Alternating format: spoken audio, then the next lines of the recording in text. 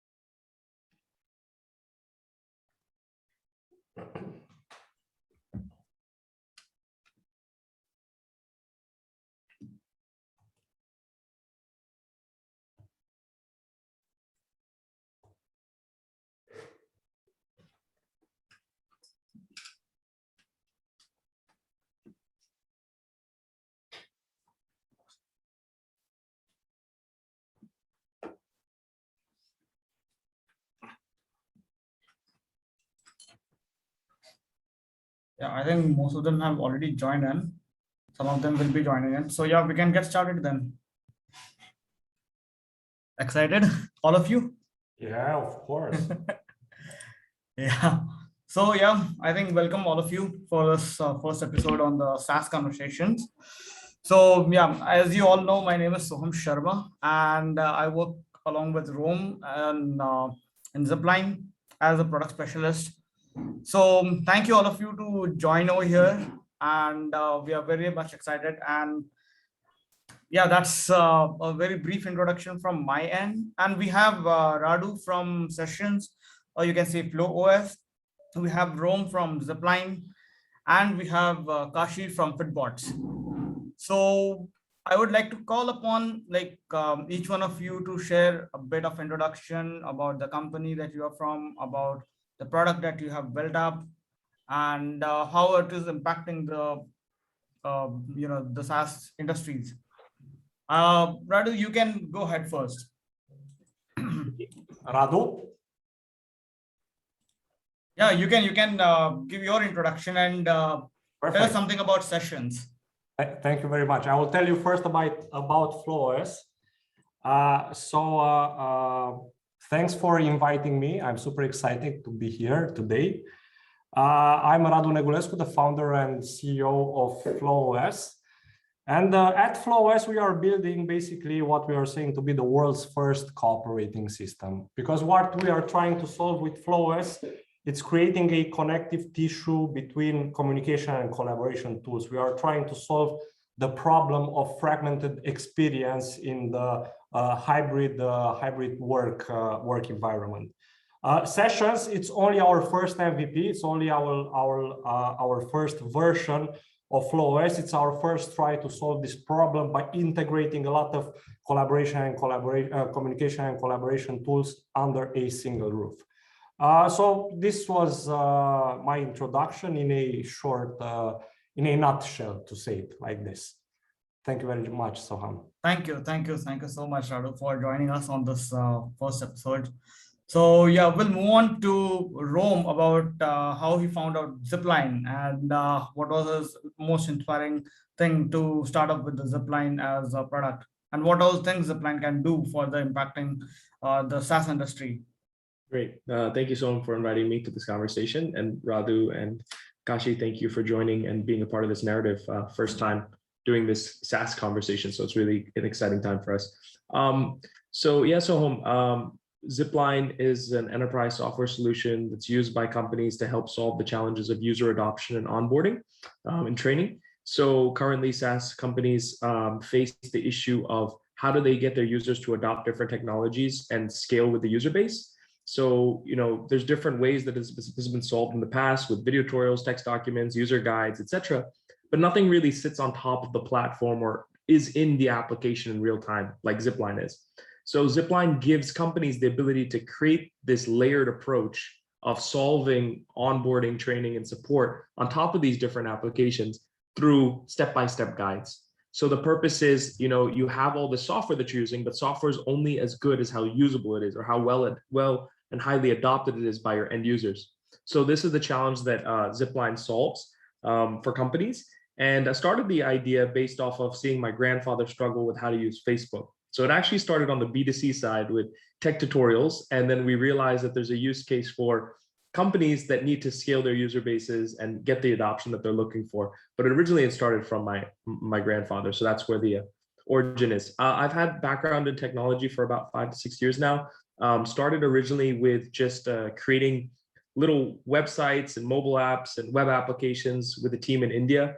And then that spun out to taking on more complex projects and complex web applications, which then came about with Ziplyne.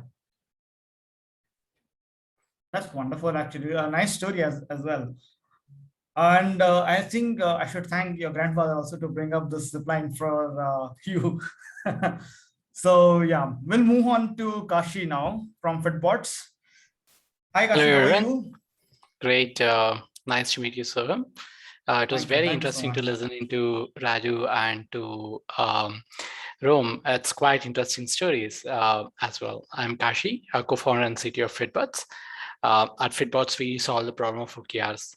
But I had an interesting story as well. Prior to this, I spent about 17 years in the industry on data-driven applications, trying to solve the problem of helping industry leaders and CXO connect data to strategy execution. I realized along with my co-founder that, hey, people look at a lot of data, but actually strategy execution and decision making happens at a whole different level. So at Fitbots, we are working on future of work, currently focusing on OKRs to help organizations big and small drive strategy execution with OKRs. We are more than a software platform. We realize that when we introduce OKRs, often companies do not have the thinking process as well to get it right. We have a team of OKR coaches and of course OKR certifications to help organizations scale. So no matter whether you're small or big, we help you solve the problem of OKRs and getting your strategy execution right. That is actually wonderful now.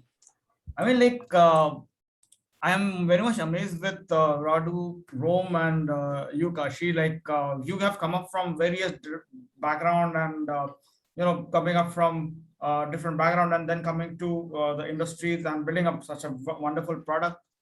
I want to know what inspired you to build up this particular Ziplyne. For sure from Rome, I have already understood that it's from his grandfather. But what about you, Radu? What inspired to build the sessions or say FlowOS? So my history with technology is pretty old. Basically, I started my first business in tech when I was 14. So it was quite a long time ago. But I started, all my life, basically, I did services businesses in technology. Although from when I was super young, I was dreaming about building a global company. This was always my dream, building a tech giant, But until now, I've built some super relevant businesses in Romania. For example, I started Romania's largest system integrator. It's called Trencadis, one of the most successful companies in Romania. But now, last year with the pandemics, I realized this is a good opportunity to switch to product building, because this is what I wanted to do all my life, basically. And the original idea behind the FlowOS was a struggle I was having at the beginning of pandemics, trying to organize a super complex board meeting. In March, when everything was just beginning, I had to organize a board meeting for one of my initiatives, first time in remote, in Zoom, basically. And it was super complicated to orchestrate. We needed to take decisions, we need to review documents, we need to exchange information. I realized that video conferencing, it's not all, this is okay, it's super interesting, it's useful, but until one point, and I realized that another approach is needed. It's needed an approach in which video conferencing is only a communication channel. And basically, we start to think at a way in which you can basically drag your tools and bundle them together in a single experience. And after that, after I realized that this is not only my problem, everybody basically has problems in these directions. We started to build a conceptual model, and we started to put the basis of our technology. And we realized that there is a huge space in this idea of gluing together collaboration and communication tools in meetings in sync or async. So basically, this was the origin of myself and the FlowOS story. Yeah. And it's actually very good to know that you started your career as a very young age, and specifically in tech. So like starting at the age of 14 and then coming back to this, wow. Yeah. Actually inspiring in that also. Yeah. But yeah, let's see how about Kashi, like what inspired to you like to join this wonderful product? I think you have joined with your you have joined us with your co-founder, right? You founded this Fitbots along with your co-founder. That's right. So technically, I just share that a bit when we got started. As Radu was saying, I was into service industry, was a consultant at Cognizant, then at Mindtree, and have built a lot of tech platforms for my customers. Having said that, I got this opportunity to learn a lot from CEOs, CXOs during this journey. And I always wanted to build a product of my own, apart from a service. Wonderfully, when we talk about SaaS, it's software as a service. So technically, you're taking software and converting to a service and serving it. What else better to do as a product engineer? So I shifted over from services to building products, bringing all the goodness of the services into building software. That's the core idea of shifting from services to product. Importantly, when it comes to OKRs or the Fitbots, the platform that we are building, we are all we want to do is change the way organizations make decisions with data-driven insights to help leaders take their vision strategy to execution in a more simple way through transparency, alignment, and focus. That's what we are doing today with Fitbots. That is actually wonderful. Now, I wanted to ask to specifically Rome about this, like how can enterprise level questions or you can say enterprise level products can bring up a big impact to Ziplyne, or you can say Ziplyne can build up that kind of impact to the enterprise level products, because it's a very huge, and can Ziplyne be accommodated according to their environments and help them out on this enterprise, because the users over there are like say in 1,000, 10,000, and even sometimes in 50,000. Yeah. So how do you think, what are the challenges that comes up while deploying to an enterprise level product?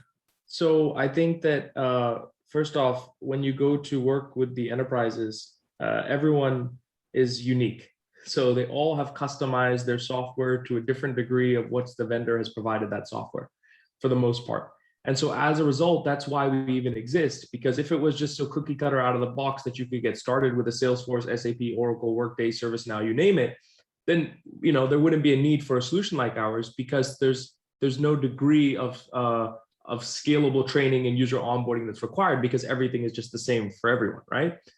But that's not the case. When you go to the enterprises, everyone has their own business processes, and according to the business process, they've customized their application to reflect those business processes so they can transact.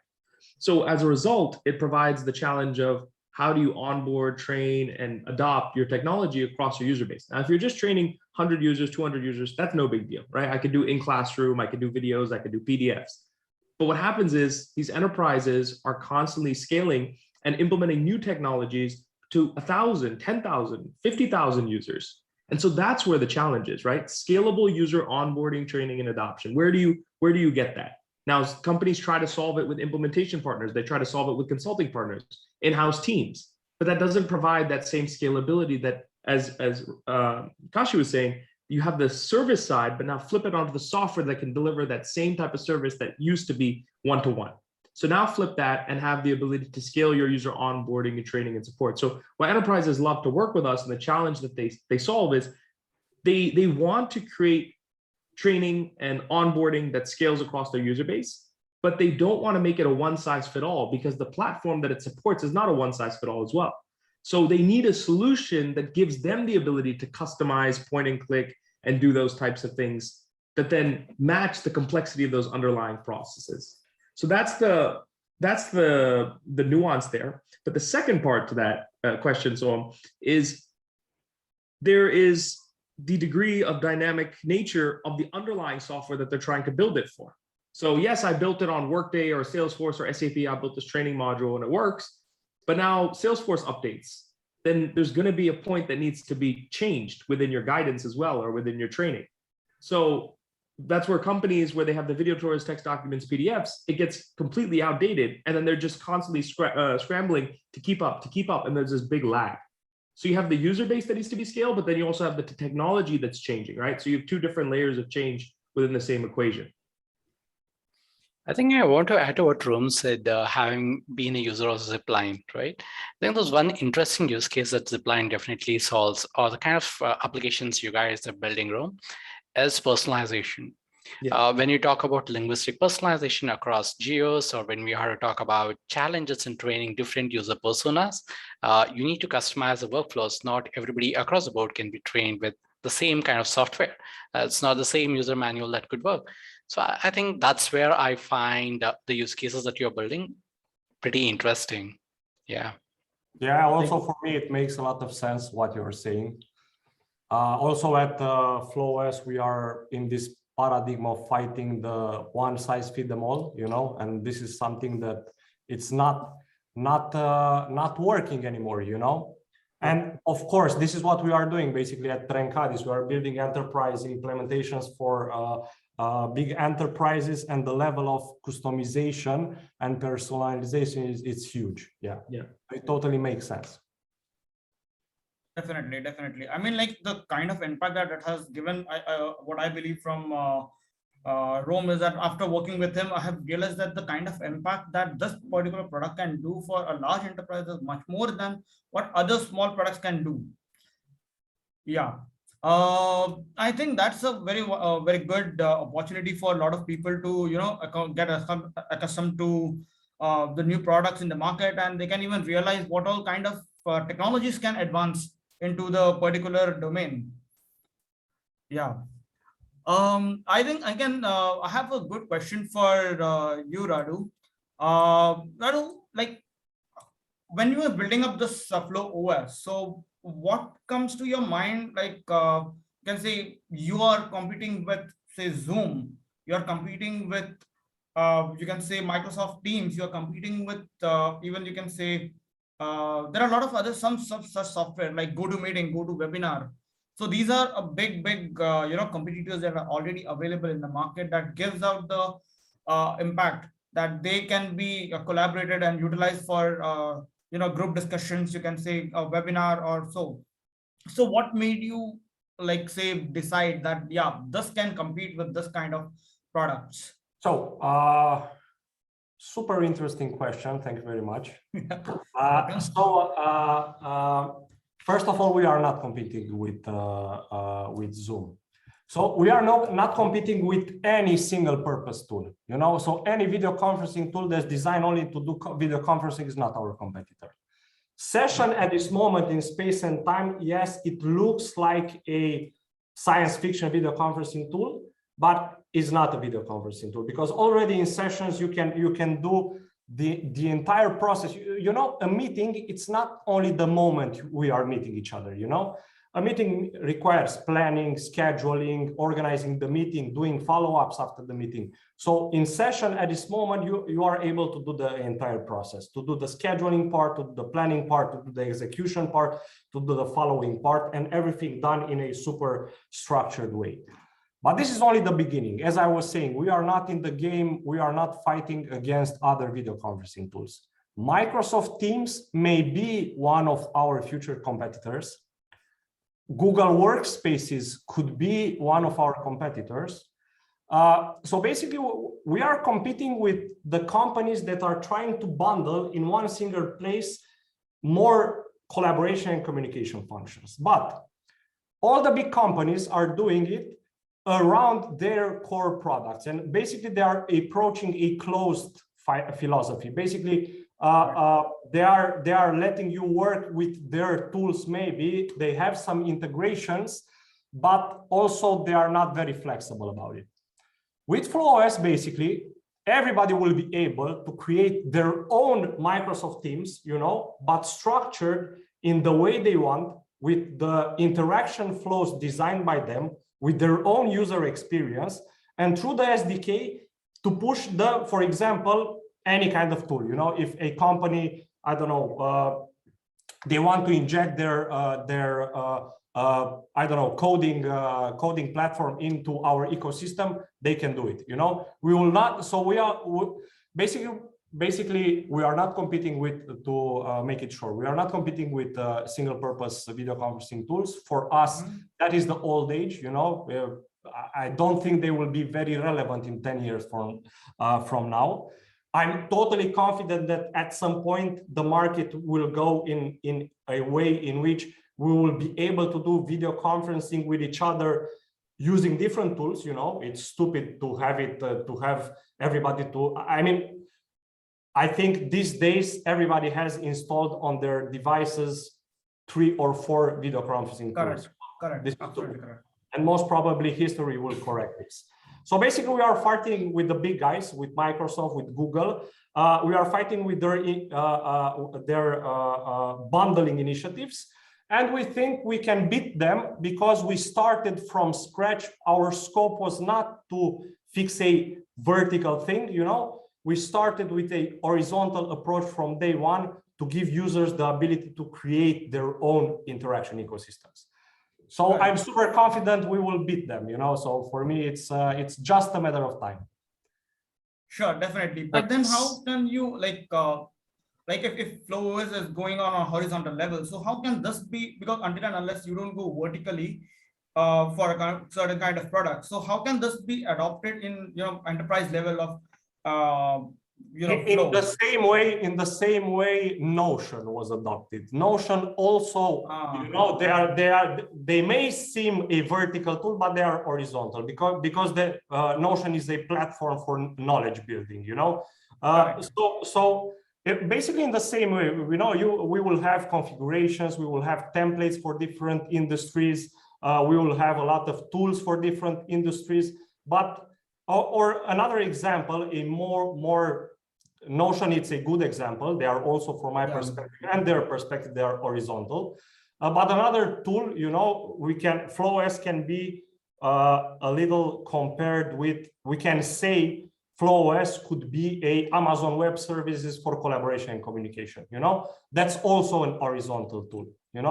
I think that this is one of the problems these days. It's everybody is building vertical tools. Everybody is building small functions, super verticalized, and it's getting complicated to link vertical tools. So basically, one of the things FlowOS will do, but in the collaboration and communication side, is to link different vertical functions. Because you have to imagine that when we are early in the product roadmap, sessions, as I said, is just our first step into the market.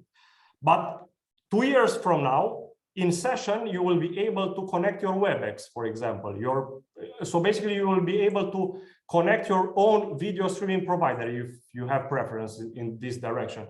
You will be able to connect Notion, to have your video conferencing, your knowledge base, your Miro inside it. So basically, you have to imagine as FlowOS as being as I said at the beginning of our conversation, a connective tissue between communication and collaboration tools, but also with a twist, because what we are doing in a very interesting way, we basically glue all the data produced through different tools.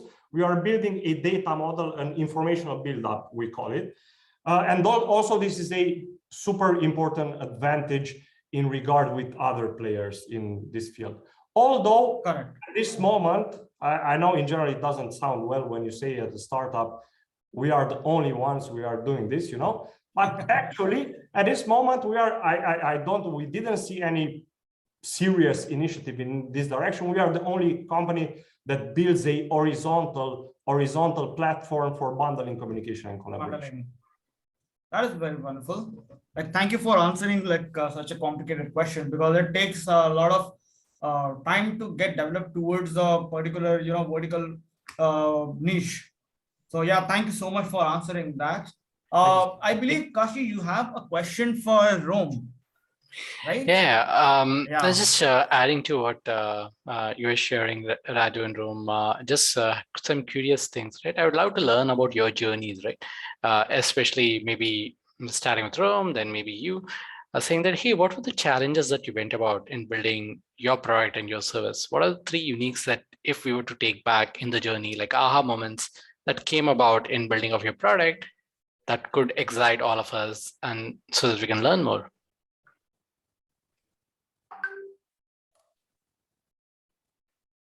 You want to give it a shot, Ram? Yeah, sorry, I was on mute. Think, yeah. Okay. So yeah, so you said three parts of the journey that have been the aha moments thus far, right? Yeah. Okay. So first was realizing that this is a real problem. That's the hardest part, right? So I had just experimented with my grandfather. Then I went out to other grandfathers and I asked them the same question. And then I went out to grandmothers and I asked them the same question. Then I went to different community centers and I just did the survey. That was the first approach, right? So realizing that this is a real problem, that was when we were at the B2C level. We went to B2B, then we surveyed and we made sure we did our research. So when people came to us, the individuals that we were speaking to and we were given the survey, and they said that this is a real challenge for them and they don't currently solve it in a scalable manner, that was the first aha moment where we realized that, okay, the way that we're building this technology actually makes sense. It may not be the perfect fit at the moment. We're going to find out things and experiment on the way, but at least it solves that one core idea. The second aha moment was when we decided that we're going to go and actually build the platform in a way that is scalable so that companies can really use it themselves. So the idea before was I was having developers in India code walkthroughs on top of those pre-made sites originally, right? But that was hard coded. When we realized that we needed to provide SaaS, so that was where we started service, then we flipped to SaaS. That was when we created the platform that enabled companies to do. So that was the second. The third would be when you go to enterprise, everything about enterprise is more complicated. So when you're selling to startups, it's easier because they don't have as many requirements. You know, it's easier to get through. You're only talking to 1 or 2 people on their team, etc. And they can usually give a yes or no relatively soon. When you go to enterprise, everything extends. And so as a result, you have to make sure, one, that you have your team ready to have that patience. But on the product side, you have to have all the functionalities that they care about, which is mainly to do with robustness and scalability. So if you're just onboarding 500 users to your platform on a monthly basis, that's no big deal, right? If you have to sign a contract and then that enterprise has 10,000 users, then can your servers handle that 10,000 user load that's going to all of a sudden spike up? And then what does that infrastructure look like on your side? So there's the third phase is knowing that when we were ready for enterprise, a lot of companies say, and we were one of them, say, oh yeah, you know, we know what it takes to be enterprise. We know what it takes to be enterprise, but you really don't know until you're 6 months in to an enterprise agreement, and then they're challenging you with all those things, right? So it's those 3 phases that I could say that really were the aha moments in the journey. There are many more, obviously, but those would be the top 3 from like a product inception all the way to then changing the strategy to be able to scale to where we are now.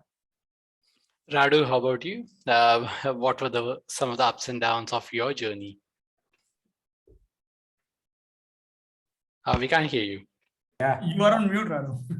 Sorry for this. No worries. I have Flow. We had a lot of challenges, and one of the biggest one was we had to decide a roadmap. We have to decide a smart way to go to the market, you know, because as I was saying, we are building something that's horizontal. When you're building something that's horizontal, it's super complicated to push it very narrowly. So we tried different approach because the dev cycle for what we are building is pretty long. Basically, at this moment, we target to have our end product at the end of next year. We started the project, we started building the product 1.5 years ago. So maybe almost 3 years of development. So we realized that it would be stupid to stay in our basements to program until we hit the market, considering that we are adding some new mechanics.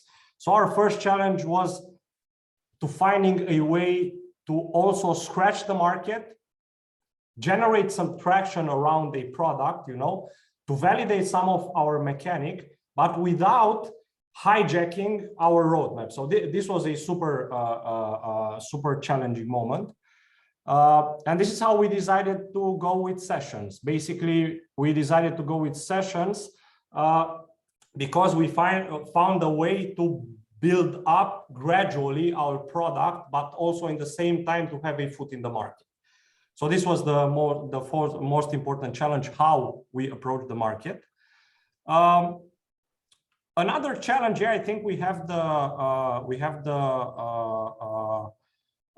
this problem of having one foot in the market. We have to respond to user needs, and this is an important one. But in some moments, our user needs, our actual user needs, are not something that's super relevant from a long-term perspective, and this is also very complicated to decide on and to prioritize. And we designed a system to do this. So this was the, and for the third one, sincerely, I don't have an idea or an answer at this moment, but this was the biggest one. This was the biggest one, how we approach the market, considering that we have an horizontal product. This was the biggest one. Thanks for sharing, Radu and Rom, about it. Quite interesting stories you have. Yeah. Rom, you are up for your next question with Kashi, I guess. Yeah. So my question to Kashi is, from the sales side, when you're talking to customers and you're presenting your value proposition, there's always going to be a qualitative value prop and there's going to be a quantitative value prop. Can you share what those are and then how you came about to realize that those are exactly the qualitative versus the quantitative? Because for us, I'll tell you on the Ziplyne side, there's the ease of use, which is the qualitative, right? I can have a better user experience. And then the quantitative is faster adoption time or less number of training hours.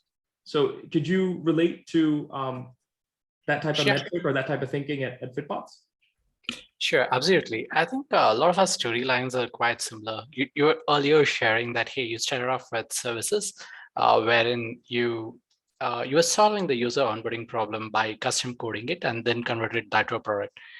When it comes to a concept like OKRs, things are pretty much similar. We first started building the product only to realize that people don't get the concept of OKRs. Then me and my co-founder, Vidya, we built up a coaching layer. We trained more than 450 plus teams, putting in about more than 10,000 hours of it into coaching, then realizing what should the product look like. In terms of answering the question straight, right? At Fitbots OKRs, we have a very clear value prop, both quantitative and qualitative. I'll just state the numbers and then justify how we arrive at it. We find who adopt Fitbots have 30% better engagement, greater than 70% clarity in execution, and at least a 20% productivity boost when it comes to quantitative metrics.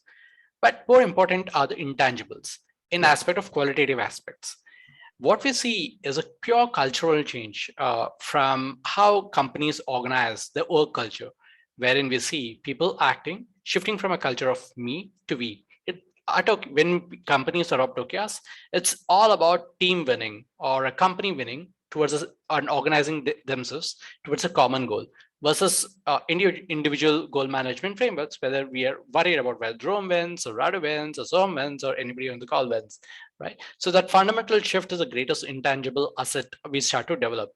Of course, there's a lot of clarity in execution alignment and rigor towards how companies execute. More importantly, like how we differentiate ourselves and how coaches differentiate ourselves, like Radu was speaking, right? Hey, as an early stage startup, where we are, which are the right metrics to pick up at this point in time? Which should be our KRs? What should those KRs look like? Our coaches are very well experienced to help companies organize their OKRs and make our customers win. So when our customers win, we win, and that's value prop of Fitbots. Great, thank you.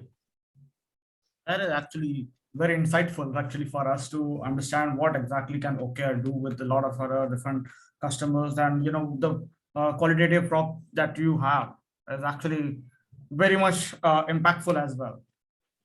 Thank you so much for sharing about that. Radu, I guess you had a question for Kashi. I believe that was for Rome. Rome. I guess. Yeah, sorry. I was curious, Rome, how do you handle prioritizations between customer requests? I know enterprise is super complicated. Yeah. Super complicated. Each organization has its own approaches in general. I know this from Dracadis. So it's super complicated to decide what to build the next feature. This will be universally available. How do you do this in regards also with what the competitors are doing? So how it's your approach on this side? Sure. That's a great question, and it's something that all early stage startups all face. Right. This is something that can be universally shared. It's prioritization. Your limited budget, your limited resources, your limited everything. You're climbing this very steep hill, and you can't make the wrong move. Otherwise, you're going to fall down. Right. And if you do, you got to be able to bounce back, and you have to figure out what's the next variation or iteration. So the way that we prioritize here at Ziplyne, and I don't know if this is the right thing or the wrong thing, this is just our framework, is that we look at surveying our customers on a monthly or quarterly basis. And we ask for their insights. So the way that we kind of think about it is that you have the founder intuition. What are the founders thinking about where the market is going and how the product should be growing? That's the first layer. Second layer is customer feedback. They're giving you specific individual points of notice that you should really take attention to be able to improve your product because they're using it on a daily basis or a weekly basis, monthly basis. And the third is, what are your competitors doing that then you feel will eventually become market acceptance or market core, right? So that's how we layer it out. So then based off of these three buckets, we choose a certain percentage that then we allocate based off of where we're getting the highest response from. So I'll take one feature request that a customer is giving us, and then I'll take that same feature request and I'll go and try that feature request out with 5 or 6 other customers. And I'll say, hey, this is what we're thinking about building in the next 3 to 6 months. What do you think? Is this something that's going to really drive value for you? Or is this a nice to have? And based off of their summaries, then it helps me know, is this just a customer specific thing? Like one customer is asking for this, it's only going to help them and it's very niche. Or is this going to be universally accepted and therefore we should definitely prioritize it? So that's the way I level it out. And then from the market side, I look and I go and talk to people who are using our competitors and ask them, our competitors release these 5 features, but are these really helping you? Or are these just nice to haves? Because the thing is, we have competitors that are well-funded, right? And when you look at a well-funded product from our side, as a founder, you might think, oh my God, we got to have this, we got to have that, we got to have this. The competitors have it, and that's how they're able to raise this much money. But when those competitors look at their own products, they're thinking, wait, 20% of the people don't even use this feature. Why did we even build it? So the perception is very different. For us, when you're looking at the higher level, it looks like it's glorified, right? But they're looking at and they're like, why did we even waste this time? Because now we got technical debt. So you have to really be able to understand those 3 levers. And I'm not saying we have it perfect, but that's the strategy we've used thus far. And so far, we've been able to get our differentiators through that founder-led vision, as well as then pick up what's core acceptance based off of what our customers are giving us and then help us keep ahead. I'll just throw in something there. So from when you're going from founder-led company to being self-driven, that's where Fitbots OKRs really come in, so that each of your team can carry out your founder vision and your team vision and then scale it across. So usually when it comes, I know that's a bit of marketing, but still when it comes to scaling your organization, it's very nice to have all your team members participate in this prioritization matrix, because as your team start thinking and contributing to how they drive your company strategy, that's when you can really scale your organization. Yeah. That's quite interesting. Yeah, actually it is. Kashi, there is something that I believe Rome is about to ask you right now. Rome, you're up for your next question to Kashi. Yeah.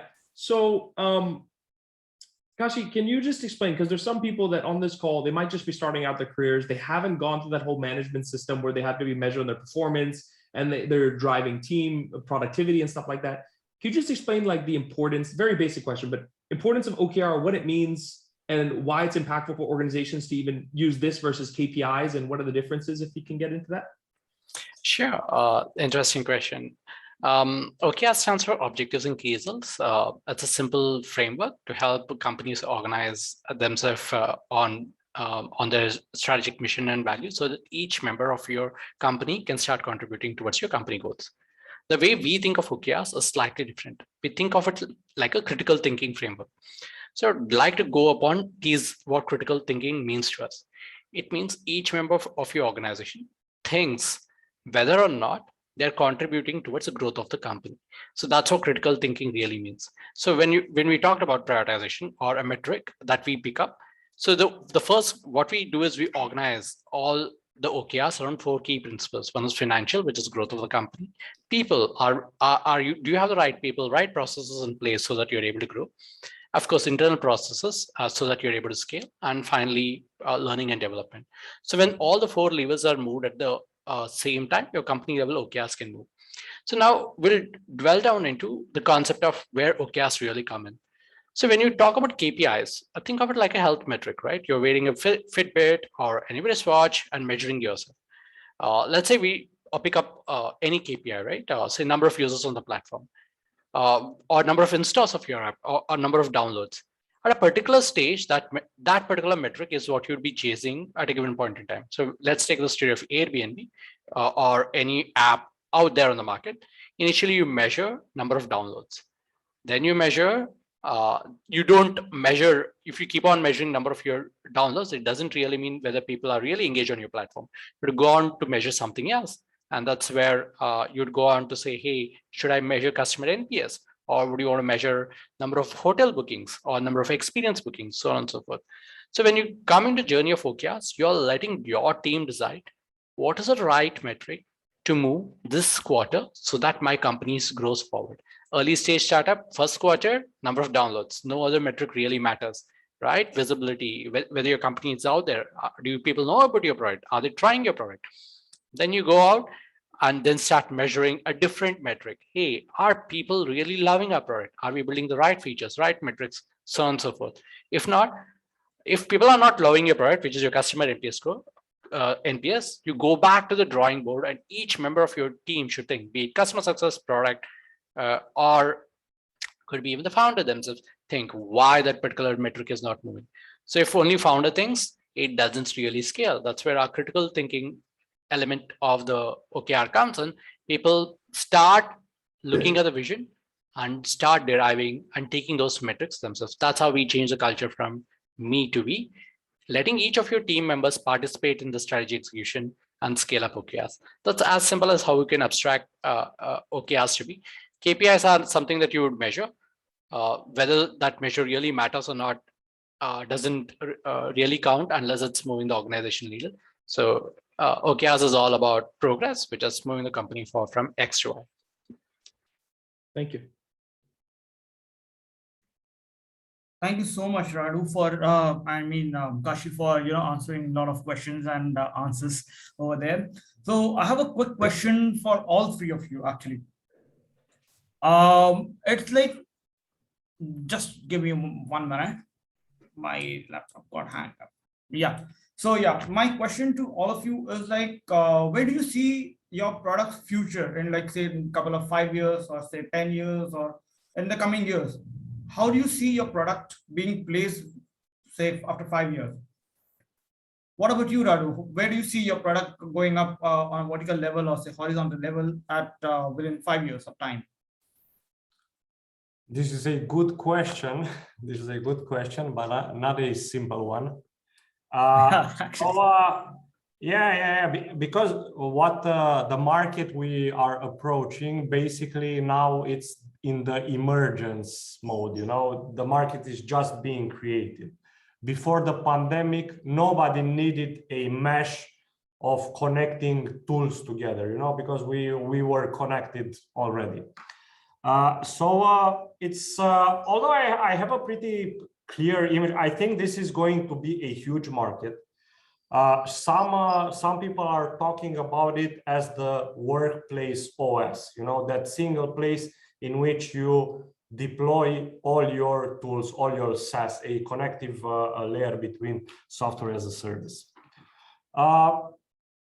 Our expectation, considering that we are approaching early this market, and as I was saying before, we are super horizontal in the approach, and this market needs an horizontal approach. I think we will be in the top. I mean, our expectation is to be number one in this market. You know, this is what we are. This is what we are doing every day. You know. We are working hard to be number one in the workplace OS market. So this is what I think we will try to do in the next 5 years. But as I was saying, this is a super new market. Still, there is a lot of volatility and a lot of crystallization is needed. So I believe if there was no pandemic, we wouldn't have seen you coming up with this kind of emergence. But I think thanks to pandemic, it was bad for. We are a child of the pandemic. I don't know. It sounds. Yeah, actually, that is true. What about you, Kashi? Like, how do you see Fitbots growing up in the next 5 years of time? Like from today onwards, you can say it should be building up into somewhere around. You can say on the #1 position in your domain. Yes, it's quite easy to say we're going to be #1, but we want to redefine something specifically. We want to define future of work. If you really look at Gen Z and the current generation today, they don't like to be given tasks saying that, hey, you do this, you do that, right? It's quite common that that's the thinking that's going around. We want to see Fitbots OKRs and every organization being used to drive strategy execution, to make data-driven decisions smarter and better. All we want to say is, hey, set the goal, where we want to go, and let each of your employee in each of the organizations figure out how they're going to take their organizations there, be participative. So if we are able to achieve that in next 5 years, I think we'll automatically be #1. It's the way future of work is going to be, where each and every mind is coming together to drive the strategy of the organization. And we should be at the center of it. That's how we see ourselves in the next 5 years. Definitely. I am looking forward to it, like how Fitbots is going to grow in a couple of good years coming up. So yeah, congratulations for the vision that you have in your mind, for both of you, Radu and Kashi as well. Romo, what about you? Where do you see like Ziplyne flowing up in the industry? Sure. So I'll just start off with the statistic. I think it's around 70 to 75% of organizations by the year 2025. This is stated by Gartner. Will be using a digital adoption solution or implementing one.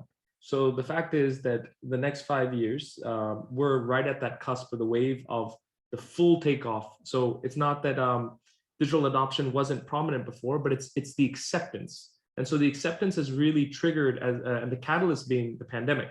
So not that we are, as you said, rather that we're children of, for us, it's not that we're children of the pandemic, but there's definitely the impact has been recognized more, because before you always used to go about thinking of training can still only be done in person, right? Now with this new thinking of hybrid workplace and what are the impact points for hybrid workplace and what consequences does that have on my workforce to be able to adopt technologies, use technologies, and be fully functional and productive, that's where digital adoption platforms really, surge up.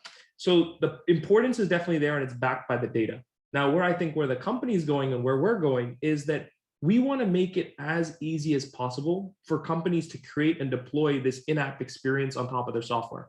And currently what happens is organizations with our competitors and alternatives in this space, they spend a lot of dev resources, even though they're sold on the idea that it's a no coding technology or no coding platform. We really want to be true to ourselves. So we're going to invest in that time, that effort, that R&D that it takes to make the lives of those end users creating the guides on top of the platforms very seamless. So that's one like vision and theme that we have. And the second piece is we're going to spend a lot of time, and where we think the market is going is completely coupled and tied as much as possible to the end user experience or the user experience. So, as user experiences change, how can we detect those changes so that we can auto correct the guides and auto heal them? We're trying to reduce that extra effort that you'll need to have currently by powering it with high levels of automation. So all in all, that means that then I would like to hope that we could be in the top 5 of the digital adoption space. And as the trajectories are facing right now, with the way that enterprises are going and the conversation that we're having, I think it's absolutely possible. Definitely. I am looking forward to it, and I'm going to work for it also along with you. So yeah, there's one question that came right out of nowhere. We see that there are a lot of artificial intelligence product being built up, and new technologies being taken up. So do you guys think that this is the future that can be implemented along with our products, individual products, you can say? What do you think, Ram? Like AI or machine learning kind of thing can be implemented along with Ziplyne to help other people realize that what automation can do for their and make their life easy for the enterprise level? Absolutely. So in our current roadmap, we're planning out parts of where we think in the product that people spend a lot of time, parts that we feel can be automated. And from there, we're putting efforts on how can we back that with AI, right? So a lot of it has to do with, Soham, as you know, because you're data scientist, has to do with having large samples of data. So first you have to do things very manually in order to get that data size, and then only can you apply some type of AI. So absolutely we want to, but we have to start first with getting that right data set. Otherwise you could throw as much AI and machine learning on top of it, but you're not going to get the accurate results because these models have to train, right? So the whole goal right now for us is do this manually, figure out what are the points where we can insert AI, build that data set, and then be able to apply it. That's our strategy. But absolutely there's 100% value in doing it, but you want to make sure that you're doing it the right way in order to get the results, because this stuff takes time. It's not something you could just flip on overnight. Yeah, definitely. Because in order to get a better model or better results, we need to have sufficient data to train that particular model, and then build up some kind of product that can actually be tested out in that particular environment. So definitely, this is going to take a lot of time for us also to grow from just the SaaS product into an AI SaaS product. Yeah. What about you, Kashi? Like, how do you feel like how AI can implement your customers, or whether it can be built on top of OKR platforms and give a lot of input, or you can say better output or smooth workflow? We have been toying around with this for quite some time since our inception. But having said that, I think the way we look at it, as I was saying, is to help people make better decisions during the course of time. If you really look at it, right, when you are able to drive competitive intelligence into the product of how markets are changing, today every SaaS company or every service company is right in the midst of a battlefield, and you require real-time intelligence to calibrate and react. Now, in the olden days, leadership would take all this data and start acting on it, come up with a long-term strategy and act. But having said that, when you go into a battlefield, or when you're trying to fight a fighter airplane, missiles are coming at you, or you have each and every employee has to make real-time decisions, and they have to make them at far more better rate. And that's where we think power of our platform really comes in. Here, there is a strategic mission, which is win the war, win the battle against your competitor, or with yourself, go much up higher in the race to build your strategic capabilities. Or it could be just that, hey, you're making a important decision to keep your company data secure, whatever it could be. So we are looking at ways in which we can empower every single employee within the company make better decisions with data. Having said that, while that vision, while we are on the path to making it, we are a bit cautious as well, because it's not, there's a merit in recommending the right recommendation and the wrong one. It's like doctor, we cannot make everybody, what you can say, lab rats saying that, hey, I'm going to throw in a recommendation with you, and the cost of that would be too high for us. So doing it cautiously is what we have to think about, because these are really game-changing, impactful recommendations that would be coming along. Of course, we see this coming about 2 to 3 years time, when we have sufficient enough proof from the experiments we run, saying that, hey, our recommendations are way superior than what you can find in the market. They're doing that, but at limited capability today. So yeah, this also come back to like what Rom said, that you are right now collecting up the particular kind of data for yourself to build up that particular kind of model to give out the best recommendation to your customers. Am I correct? Yeah, so we do have templates and helper guides to help people use it, and we do give some minute recommendations, but that's a limited capability. But where we see is at far larger scale in time to come, and you would soon see it in right about a year from now, that would be best in class. Yeah, definitely. Coming back to Radu, like what do you think about this? Like how AI can be implemented in your product? I'm not a big fan of AI as a concept, because the reality is that the mathematics, we use the same mathematics since the 70s, and basically the only thing that we are having now is a lot of more data and much more processing power, but the algorithms are the same. I'm totally on the same page with Rom, totally. Basically, you can have a lot of, and we will have machine learning installed and deployed into our system, but we have a lot more steps to do it, because also we are in this phase in which we are accumulating data. So yeah, I'm on the same page with Rom. This is exactly the same strategy. We will have machine learning installed in our platform. We will do some pretty interesting things for our users, but we still have a lot of manual things to do. I mean, look, one of the biggest, I see a lot of mistakes in the startup world these days, with people trying to connect to hype-ish concepts, only that because maybe, I don't know, VCs are fan of AI, of blockchain, or a lot of hype-ish technologies. Yeah, I'm on the same page with Rom from a strategic perspective. We will do it at some point when we will have the data to do it.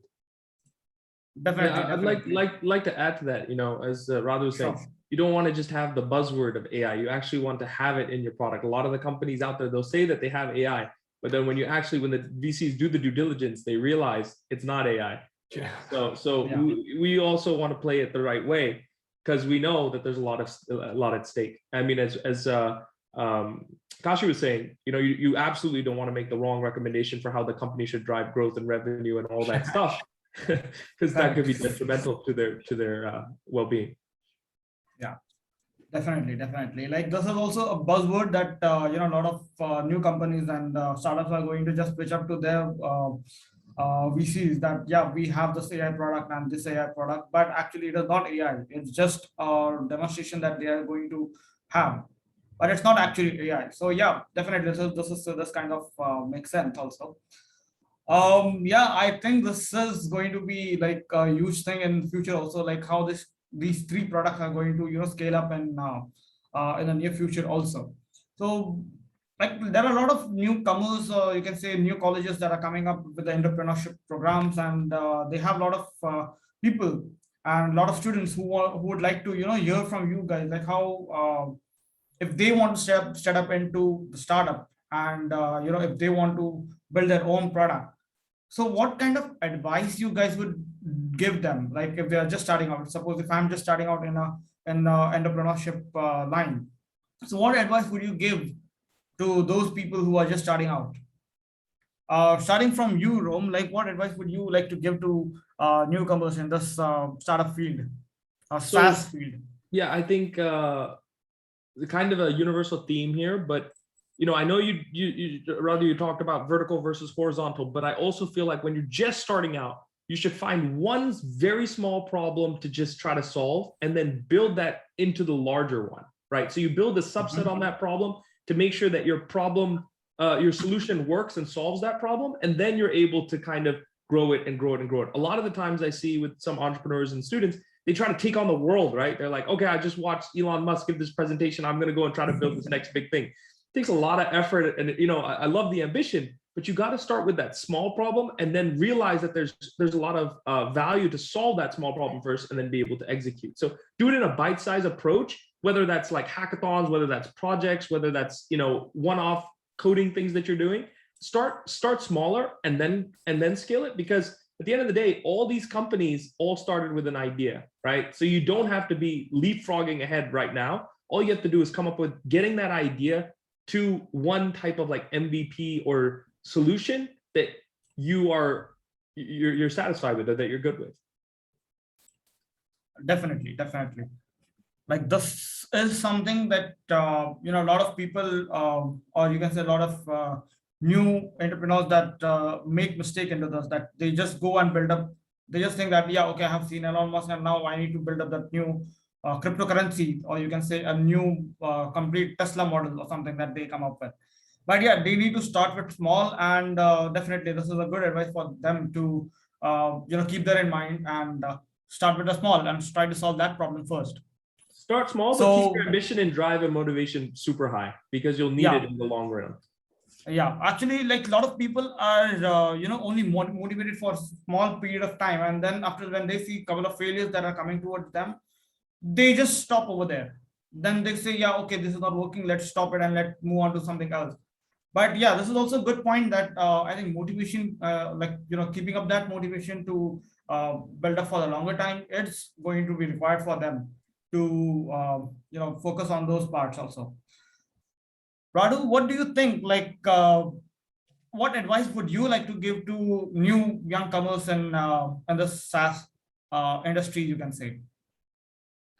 What advices? I was thinking about what Rom just said, and I agree with him. This is the case 99% of the times. You have to be very focused, but I think there are one type of cases, 1% of cases, when you see big problems and that nobody is approaching them, and you can go after them. So my most probably I will say something very general, very general. So I think, what about simple problem? I think people, many in a lot of cases, are inventing problems, and we have to be, I think one of the most important thing, it would be to identify a real problem, a problem that clearly impacts other people. In many cases, we see people that, okay, I'm seeing this problem, but this is not a problem, this is just an effect of a problem, maybe. So yeah, identify that real problem and go fiercely after it. This is the only, and never stop, until you solve it. Definitely, that actually agrees with Rom's point as well, for sure. That, yeah, you need to start small and then go for the larger problem that, because if you start with small and you come up with, yeah, okay, I've solved this, now there is some other problems related to this. So it keeps on going and going until and unless you solve that major problem, because that complete set of small problems make up a big problem. But once you solve that, that is the main thing. One thing I will add, though, what Radu is saying is that if there is that 1% that you realize no one else is doing, then yeah, gun it. Just do it. Yeah. This is how the browser was invented, So yeah, definitely. What about you, Kashi? Like, do you agree with them, or you have something different in mind? I just slightly differ, but yet agree. Even if you're 90%, 99% who don't know what to do, just go do it. Who cares? One life just doesn't matter.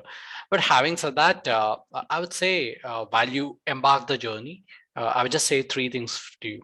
right? Make a lot of friends, talk to other entrepreneurs. You'll never know all the solutions to all the problems. Make great friends, and pick the right friends. I think that's key. Second, as you go along the journey, importantly, experiment. So what do you want to prioritize? Is building a solution the priority for you? Are you building a business to make money, or are you reinventing the world by inventing something great? So having that, building that radical clarity in your mind early upfront is a key to the longevity of the journey and your success. The last thing is have fun. It's a long journey. Never forget to have fun. So I think along the journey, we sometimes get too serious. Hey, if you have taken up the journey among all the billions of people in the world, you're already unique that you embark the journey. So just go there, have fun, and yeah, it's nothing better than that. So I would just leave it at that. Yeah. Yeah, actually, that actually makes sense as well, because like a lot of people, like they just come up with that thing. Yeah, okay, I need to solve this problem, and let's just keep focusing on that, and they don't, they don't even care about the families that they need to have fun with them. They need to have, catch up with a lot of friends and all. They just make it like, yeah, okay, this is the problem. I need to solve it. Like they are acting as if they want to solve it just tonight, because that is a long process. They cannot just come up in the middle of night and wake up and say, okay, yeah, I have solved this problem. No, it takes a lot of time. Like I think Rome has also taken up something, what I have read, that like to start up with Ziplyne, it took somewhere around a year or maybe some 6-7 months of time to come up with that particular idea and notice all other people and figure out like how, what things that they are missing out. And then Ziplyne has come up with that, yeah, okay, this is something that we need to bring up in the market, because that is the long process. Definitely, I think, yeah, Kashi, I agree with you also on this, that you should have fun along the way also. That's So- mandatory. Mandatory. If you are not having Actually. fun, it will be horrible. Horrible. Work So- is fun, guys. It's just not everything else as well. Yeah, actually. this is I totally agree. You have to start up. It's fun. If it's not fun, it will be painful. Yeah, because then it just becomes like, yeah, okay, you are doing kind of job for yourself. You're not having fun. You're not building something. You're just, solving a problem. That's it. That's what most of the research scientists do actually. But I don't agree with that. But yeah, so we are coming up to, like, say, last moments of our beautiful talk that we have. So you guys have any questions for any one of you guys? Like Radu can ask to any one of them, or Kashi can ask anyone. But if you have any kind of questions that you may want to ask each other, you can definitely. I'll take up the questions from, you can say, the question and answers. I think there are not much, but yeah, if you guys want to have any questions for each other, you can definitely go ahead and ask. I think we're good. So all are welcome to try Fitbots OKRs for all the audience out there. So give it a try. We'll help you out. Or we have awesome customer success team to adopt the product. I think talking about Ziplyne, they're a great product as well. Give them a hit, and we'll try FlowOS as well, and it'll be fun. So For I'll sure. leave it at that. Yeah. Definitely. I think there is FlowOS community as well on Slack, Kashi. So Yeah. I'll send you out the link to join up over there, and maybe you can even try out the product.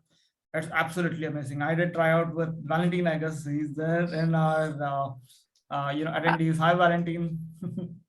Yeah, Hey, I think I had a question for Radu. Yeah, sure. There's a ad called brain-like memory. What does it actually mean? I just didn't catch that on FlowOS. Sorry, can you please repeat it? The question.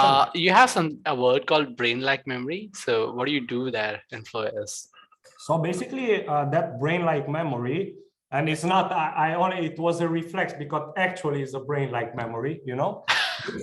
Basically, what happens, as I was explaining before, basically we are building. So FlowOS, it's a connective tissue between different communication and collaboration tools.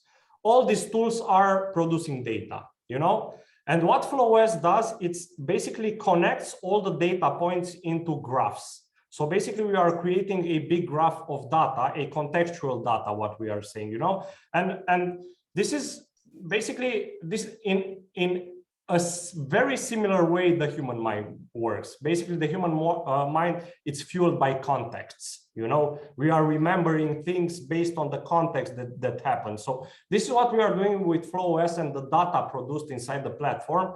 We are building a contextual data model. So this is why we are saying it's a brain-like memory. Awesome. Nice to learn about that. Cool.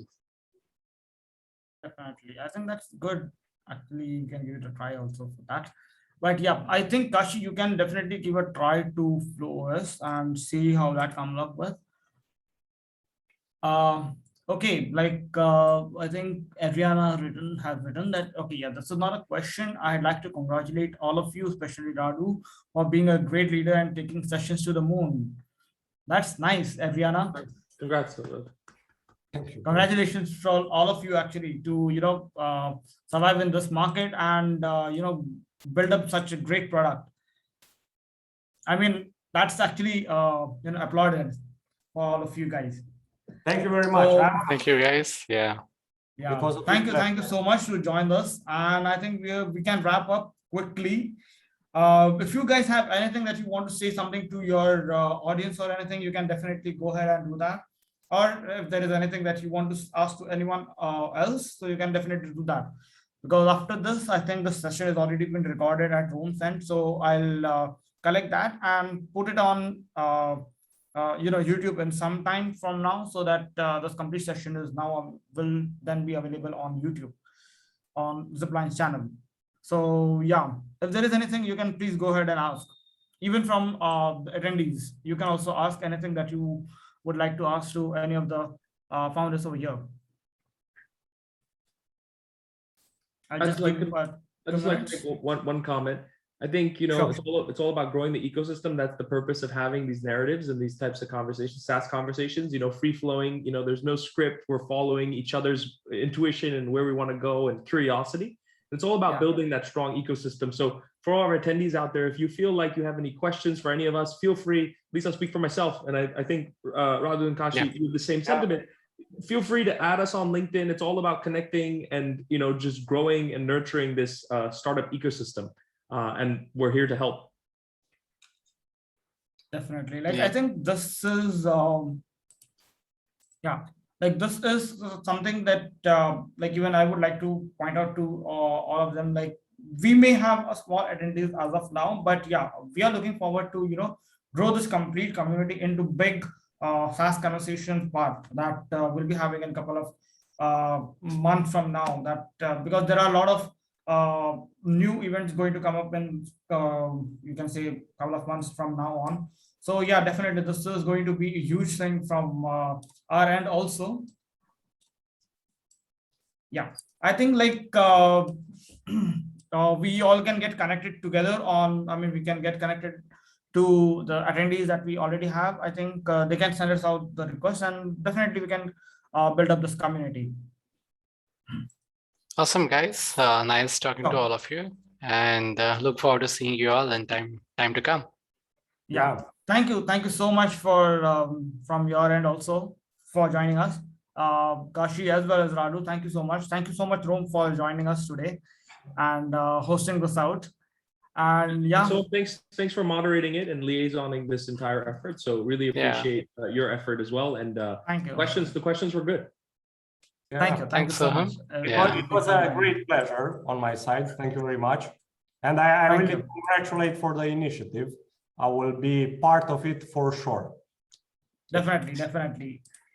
Yeah, great job. Because in future we'll be you know, we'll be patching up with a lot of other founders as well. Like Room will be having we have a lot of new events coming up in the later months. So yeah, we'll definitely be patching up again. Perfect. With different founders. Yeah. Definitely. So yeah, thank you so much. Thank you so much, Kashi. Thank you so much, Radu. Thank you so much. Thank you very much. Have a great day. Thank you, guys. See you. Bye-bye. See you. Have a great day. Bye-bye. Enjoy. Bye-bye.